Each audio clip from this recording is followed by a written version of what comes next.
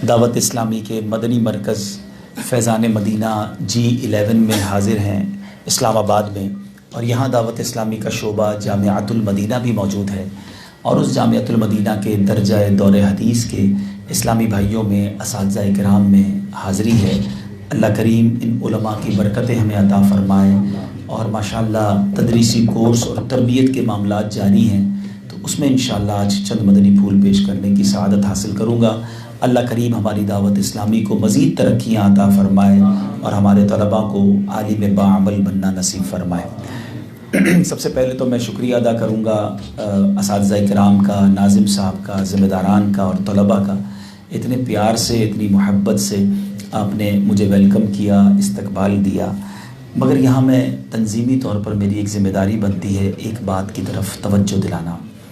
ہماری تنظیم، ہمارا جو مدنی کام ہے، دعوت اسلامی ہے، وہ ایک آئیڈیالوجی پر، ایک سوچ پر الحمدللہ چل رہی ہے، اور اس سوچ کے یوں سمجھیے منبع اور مرکز ہم سب کی طریقت اور ہم سب کی عقیدت کا مرکز امیر اہل سنت ہیں۔ امیر اہل سنت نے اس طرح پھولوں کو برسانے کے حوالے سے مدنی مذاکرے میں بھی تربیت فرمائی ہے کہ یہ مناسب نہیں ہے کہ اس طرح پھولوں کی پتیاں نچھاور کی جائیں، اور یہ دعوت اسلامی کا طریقہ بھی نہیں ہے۔ محبت میں، پیار میں، عزت میں لوگ کرتے ہیں، جائز ہے، لیکن ایک اور بات بڑی پیاری امیر اہل سنت کی سیرت سے ہی سیکھا ہے کہ آپ بڑے پروڈکٹیو ہیں۔ یہ مدنی پھول یاد رکھیے گا، آپ کو بڑا کام آئے گا۔ آپ بڑے پروڈکٹیو ہیں، آپ کسی بھی کام کو کرتے ہیں تو اس کے پیچھے حکمت اور اس کے نتائج پر توجہ رکھتے ہیں، اور ہمیں یہ روز ہی ہو رہا ہوتا ہے کہ جہاں جاتے ہیں لوگ ہار پہناتے ہیں یا گلدستے دیتے ہیں۔ امیر اہل سنت نے بڑی پیاری توجہ دلائی کہ ہار ہو یا یہ گلدستے وغیرہ جو دیے جاتے ہیں، یہ جس شخصیت کو دیے گئے، اس کے اکرام میں دیے گئے، اس کی محبت میں دیے گئے، مگر اس کے کیا کام آئے۔ اب ماشاءاللہ سینکڑوں روپے کے، میرا خیال ہے ہزاروں روپے کے ہار یا پھولوں کی پتیاں جو تھیں وہ میں نے آپ کے سامنے اگلے 1 منٹ میں اتار کے رکھ دیں۔ اب یہ میرے ساتھ ہار نہیں جائیں گے، ٹھیک ہے نا؟ آپ اگر مجھے دینا چاہتے ہیں تو میرے ساتھ تو نہیں جائیں گے۔ سینکڑوں ہزاروں روپے کی چیز مجھے 1-2 منٹ کے لیے ملی اور دور ہو گئی۔ کیا ہی اچھا ہو کہ اگر کسی شخصیت کا استقبال ہو، ٹھیک ہے، ایک اکرام کے لیے ایک آدھا ہار اگر پہنانا ہے تو پہنا دیا جائے، باقی ہر ہار کے بدلے کوئی کتاب تحفے میں دے دی جائے،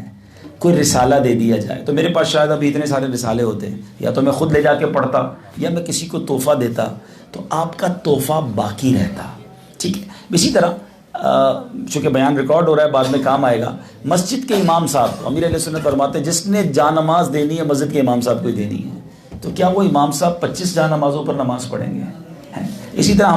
ہمارے یہاں میمنوں میں، ہماری کمیونٹی میں جس نے عمرے یا حج پہ جانا ہوتا ہے نا، تو اس کو میں نام نہیں لیتا کمپنی کا، ایک ہی کمپنی کے شربت کا وہ بوٹل ضرور دیں گے۔ ایک بار مجھے اچھی طرح یاد ہے، میرے گھر پہ جب ہم پہلی بار حج پر گئے تو 50 شربت کی بوتلیں ایک ہی کمپنی کی جمع ہو گئی، سارا سال پیتے پھر بھی ختم نہ ہوتی۔ تو پروڈکٹیو تحفہ، یعنی کسی کے گھر میں کوئی خوشی ہے تو ہر بندہ مٹھائی لے کے آ رہا ہے، تو وہ اتنی ساری مٹھائی کیا کرے گا؟ آخر کار یا وہ ضائع ہوتی ہے یا وہ بانٹنی پڑتی ہے۔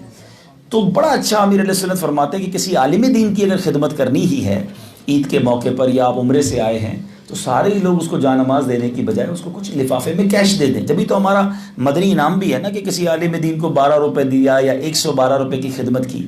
تو ہمیں ہمیشہ، ہم تو ماشاءاللہ دعوت اسلامی والے تو لوگوں کی رہنمائی کر رہے ہیں، ہم ماشاءاللہ مبلغین ہیں ہمارے وہ اسلامی بھائی، تو ہمارا انداز بڑا پروڈکٹیو ہونا چاہیے، اور ہم ان چیزوں سے لوگوں کو گائیڈ کریں۔ عام لوگ کریں تو چلے ان کو سمجھ نہیں، لیکن دعوت اسلامی والے، پھر دور حدیث والے، پھر جامعہ والے، آپ تو ماشاءاللہ ان چیزوں کو فوکس کیا کریں۔ یعنی یہ ٹھیک ہے جذبات میں آ کر انسان کہتا نہیں بھائی سارے ہار پہنائیں گے، لیکن ہمیں پروڈکٹیو تحفوں کی طرف جانا چاہیے جو بعد میں بھی کام آئے۔ جیسے عید کارڈ کا معاملہ تھا، اب تو آہستہ آہستہ ختم ہو گیا، ورنہ ایک زمانے میں تو عید کارڈ کی مارکیٹیں لگتی تھی، لوگ لائنیں لگا کے ساری رات عید کارڈ خریدتے تھے، 500 روپے کے، 200 روپے کے عید کارڈ۔ اب وہ عید کارڈ ایک ہی بار دیکھا، اس کے بعد سائڈ پہ رکھ دیا۔ امیر علیہ سنت نے فرمایا کہ یار عید کارڈ ہی دینا ہے، عید کی مبارکباد دینی ہے تو کوئی کتاب دیں، اس کے اوپر عید مبارک لکھ کے دے دیں، وہ کتاب تو رہے گی نا، باقی علم باقی رہے گا۔ چلے پہلا مدنی پھول یہی تھا، تو میں نے کہا آپ کو عرض کر دوں، انشاءاللہ آگے جا کے آپ نے بھی ذمہ داریاں سنبھالنی ہیں، تو اس بات کو عام کریں۔ مجھے اچھی طرح یاد ہے، میں جب پہلی بار میں یونان گیا تھا، یورپ کا دورہ تھا، پہلا ہی دورہ تھا، تو ماشاءاللہ بہت بڑی تعداد میں لوگ ایتھنز کے ایئرپورٹ پہ آئے تھے۔ میں تو سچی بات ہے حیران ہو گیا تھا کہ یہ میں یورپ میں ہوں یا پنجاب کے کسی شہر میں آ گیا ہوں، لیکن مجھے انہوں نے اتنے ہار، اتنے گلدستے دیے کہ گاڑی بھر گئی ہماری۔ تو تو میں نے وہاں جا کے پھر ان کو عرض کیا کہ میری پوری گاڑی آپ نے بھر دی ہے گلدستوں سے، میں یورپ سے گلدستے پاکستان تو نہیں لے جاؤں گا، اور یورپ میں آپ سمجھتے ہیں کہ ایک یہاں روپیہ ہے وہاں یورو ہے، تو یہ شاید ہزاروں لاکھوں روپے کے پھول آپ نے مجھے دے دیے، لیکن میں لے کے کیسے جاؤں گا اور کس لیے دیا آپ نے؟ آپ کوشش کرتے اگر ساری مجھے کتابیں دیتے تو میں رسالے تقسیم کرتا۔ اب یقین کریں میں 1 سال بعد پھر یونان گیا، میں بھول گیا تھا، جیسے ہی ایئرپورٹ سے نکلا اسلام میں لائن لگا کے کھڑے تھے، ہر بندے نے مجھے ایک رسالہ دیا،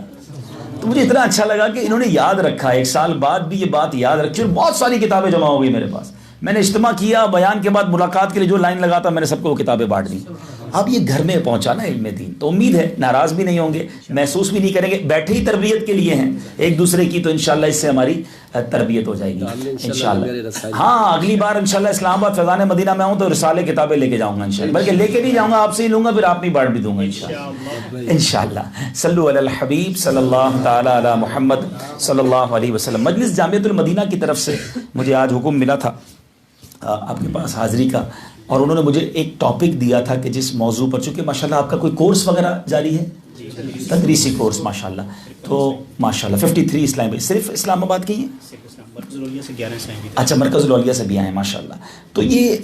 مجھے جو ٹاپک دیا گیا واقعی بڑا اہم ٹاپک ہے، ایک ہے خودداری اور ایک ہے خود اعتمادی۔ یہ وہ 2 چیزیں ہیں کہ جو جس شخص کے اندر آ جائے نا اس کو ترقی سے روکنا پھر بہت مشکل ہے۔ اگر انسان کے اندر خودداری آ جائے اور خود اعتمادی آ جائے، یہ ہے بڑا مشکل، کہ جب بعض اوقات خودداری ہوتی ہے تو خود اعتمادی ختم ہو جاتی ہے، خود اعتمادی بہت ہوتی ہے لیکن کہیں کہیں خودداری میں بندہ غلطی کھا جاتا ہے۔ خودداری کیا ہے کہ انسان کسی کے، ویسے ہی خودداری کا دوسرا اگر ہم اسلامک ٹرمینالوجی میں بات کریں، اسلامی اصطلاح میں بات کریں، تو وہ توکل کی طرف بندہ چلا جائے، اللہ پر اتنا اسٹرانگ بھروسہ ہو کہ پھر کسی سے امید نہ رہے۔ آپ عالم بن گئے ہیں، اگلے دنوں میں آپ نے اور آگے جانا ہے۔ جب آپ ایک عالم بن جاتے ہیں نا، آپ میں سے بہت سارے امام بنیں گے، مدرس بنیں گے، ذمہ دار بنیں گے، تو بڑے بڑے لوگوں کا آپ سے رجوع ہو جائے گا، آپ کو ہر طرح کے لوگوں سے ملنے کا موقع ملے گا جن کو اللہ نے بہت نوازا ہے۔ ایک بات یاد رکھیے میٹھے اسلامی بھائی، کبھی کسی کی دنیاوی نعمت پر نظر نہ کرنا، کبھی کسی کی نعمتوں کو دیکھ کے مرعوب نہ ہو جانا، لوگوں سے توقع نہ رکھنا کہ میرا یہ کام فلاں کر دے گا، یہ میرا کام فلاں کر دے گا، بیمار ہو گیا تو علاج یہ کروا دے گا، قرضہ چاہیے گا تو یہ دے دے گا۔ یہ خودداری نہیں ہے۔ اگر آپ لوگوں سے توقع رکھ رہے ہیں تو آپ کی اس توقع کو ٹھیس بھی پہنچے گی، اور بعض اوقات آپ بالکل جس کو کہنا کہ کولیپس ہو جائیں گے، آپ پریشان ہو جائیں گے کہ یار مجھے تو بڑی امید تھی اس نے اس طرح مجھے 2 ٹکے کا جواب دے دیا، اس طرح مجھے ذلیل کر دیا۔ امیر اہل سنت کا ایک جملہ یاد رکھیے گا میٹھے اسلامی بھائی، کہ لوگ جو ہے نا دینے والے وہ واہ کر کے نہیں آہ کر کے دیتے ہیں۔ ہمیں جب بھی زندگی میں کوئی شخص دیتا ہے نا، بہت مشکل ہے کہ وہ جس کو آپ کہیں کہ دل کی گہرائیوں سے دینے والا کہیں نہ کہیں ججا دیتا ہے، بتا دیتا ہے، احسان جتا دے گا، دوسرے کو بتا دے گا، آپ کی عزت لے لے گا۔ تو کبھی دنیا میں زندگی میں کسی کا احسان کیوں اٹھائیں، کسی کو حالات کیوں بتائیں، تمہیں سے مانگیں گے تم ہی دو گے، تمہارے در سے ہی لو لگی ہے۔ زندگی کا اصول بنا لیجئے، اور آپ دیکھ لیجئے آج اس دنیا میں جن مذہبی لوگوں نے، میں دنیاوی لوگوں کی بات نہیں کرتا، جن مذہبی لوگوں نے ترقی کی ہے ان کے اندر آپ غور کیجئے، جن علماء کا آج آپ نام لیتے ہیں سر ادب سے جھک جاتا ہے، جن علماء کا تذکرہ بیانات میں ہو رہا ہے، جن کے نام کی کتابیں لکھی جا رہی ہیں، سارے کے سارے خوددار تھے۔ آج میں اشارہ دوں گا، وہ لوگ جو پیسے کے لیے اگر تقاریر کر رہے ہیں، اگر پیسے کے لیے نعت خوانی کر رہے ہیں، اگر پیسے کے لیے یا دنیا کے مال کے لیے دین کی خدمت کر رہے ہیں، اب دیکھ لیجئے ان کے بارے میں کیا باتیں ہو رہی ہیں۔ حالانکہ نام بہت بڑا ہے مگر خودداری نہیں ہے، تو وہ تقدس، وہ عزت، وہ پیار نہیں ہے لوگوں کے دلوں میں۔ بلاتے سارے ہیں، باتیں بھی سارے کر رہے ہیں، بلاتے کیوں ہیں بھائی؟ باتیں کر رہے ہیں، اٹ مینس ان کے اس وصف سے تو پیار ہے، کیونکہ اس وصف کی ضرورت ہے نا، بیان سننا ہے، نعت سننی ہے، ان سے کچھ سیکھنا ہے تو ٹھیک ہے، لیکن پیچھے چونکہ خودداری والا معاملہ کچھ کم نظر آ رہا ہے۔ یہ حالانکہ ہر چیز ناجائز نہیں ہے، لیکن جہاں پر ڈیمانڈ ہے نا، جہاں پر لوگوں کے مال پہ نظر ہے، وہاں عزت ختم ہو جاتی ہے۔ قبلہ امیر علیہ سنت کی سیرت کو اگر آپ دیکھیں نا،